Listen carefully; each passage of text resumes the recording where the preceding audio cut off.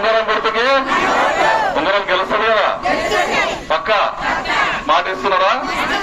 సంతోషం. మీరు చూస్తా ఉంటే సంతోషంగా నవ్వుకుంటూ చెప్తా ఉంటే ఉంగరం గెలిచినట్ల మా కుర్మా సర్పంచ్ అయినట్లనే అనిపిస్తా ఉంది. నాకు చాలా సంతోషంగా ఉంది. ఈ గ్రామానికి ఎమ్మెల్యే ఎలక్షన్లో నేను వచ్చినప్పుడు మీ అందరికి తెలుసు, గట్టిగా మాట ఇచ్చిండ్రు, గట్టిగా ఓట్లు వేసిర్రు. ఎన్ఎం శ్రీనివాసరెడ్డి గారిని ఎమ్మెల్యేగా గెలిపించారు. గెలిపించిన తర్వాత ఊళ్ళో ఇండ్లు వచ్చినాయా? మళ్ళీ వస్తాయి. కొంతమంది రానోళ్ళు ఉంటే బాధపడకండి, అమ్మో మాకు రాలేదు మేము ఎట్లా వేయాలి, మీకు ఒకరికే వస్తుందని ఊళ్ళో అనుకుంటారు కదా. గుంపుల మహిళా సంఘాలలో కూర్చున్నప్పుడు 100% మళ్ళా మీకు సెకండ్ విడతల ఇండ్లు వస్తాయి. మాకు ఇండ్లు వద్దు ఇంకా చాలు, మాకు అందరికి ఇండ్లు అయినంత వరకు ఇండ్లు వస్తాయి. ఇది గుర్తుపెట్టుకోండి. బిల్లులు కూడా ఒకరిద్దరికి రాలేకుంటాయి, కొద్ది ఇబ్బంది ఉంటది. కొత్త సర్పంచ్ వచ్చినాక ఆగిపోయిన బిల్లులు కూడా మళ్ళీ వస్తాయి. చాలా మందికి పింఛన్లు లేవు చెప్పినాక ఆ పింఛన్లు కూడా ఈ ఎలక్షన్ తర్వాత లిస్టు తయారు చేసుకుని సర్పంచ్ మా దగ్గర తీసుకొని వస్తే ఎమ్మెల్యే గారి పింఛన్ల లిస్టు కూడా మీరికి పంపిస్తారు. అవి కూడా వస్తాయి. వచ్చిన పథకాలు అయితే మీ అందరికి తెలుసు. ఎప్పుడు ఇట్లా చూడలే, కనలే, వినలే. పండుగ వాతావరణం ఉంది ఊర్లలో. మంచిగా ఇండ్లు కట్టుకుంటున్నారు, సన్నబియ్యం వస్తున్నాయి, మంచిగా తింటున్నారు. కరెంట్ ఉంది, ఫ్రీ కరెంట్ వస్తుంది.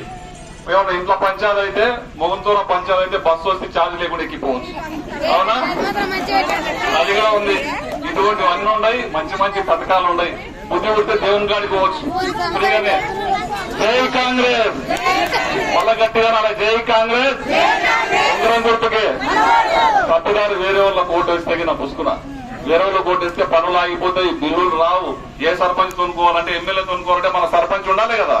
మన సర్పంచ్ లేకుండా వేరే వాళ్ళు తొనుకుంటే ఎమ్మెల్యే తొనుకోనికి రాదు. అడ్డంకులు వస్తాయి, బిల్లులు ఆగిపోతాయి. ఇవి ఒక్క రోజుకు చూసుకొని మొత్తం పరిశాన్ కాకండి.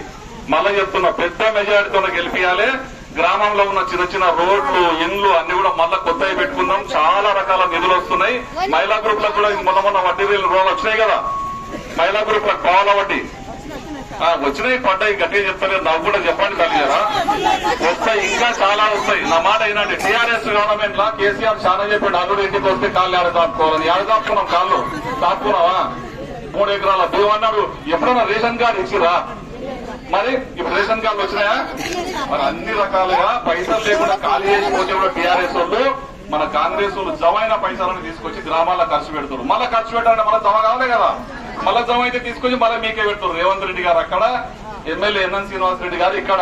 ఎక్కడ కూడా నేను చెప్తా ఉన్నా, ఇంతకు ముందు ఉన్న ఆయన లక్షల కోట్ల రూపాయలు సంపాదించుకుంటే మీకోసం పేద విద్యార్థులకు చదువుకొని పట్టభద్రులై ఇంజనీరింగ్ చేయాలనుకునే విద్యార్థులకు ఇంటర్మీడియట్ అయిపోయిన తర్వాత సొంత డబ్బులతోన ఇంజనీరింగ్ ఫీజు అన్ననే కట్టి చదివిస్తా ఉన్నాడు. మీకు తెలియదు, మాన్నార్లో చూస్తే అర్థమవుతుంది.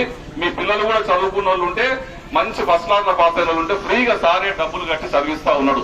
ఇటువంటి గొప్ప గొప్ప కార్యక్రమాలు మీరు అందరూ అనుభవించాలనుకుంటే మాట తప్పకుండా మహిళలే ముఖ్యంగా ఊళ్ళలో కూర్చొని ఒక్కతో మాట్లాడుకోండి. గంప గుత్తగా అందరూ ఉంగరం గుర్తు కోటేసి భారీ మెజార్టీతో గెలిపియండి. మళ్ళీ వస్తాం.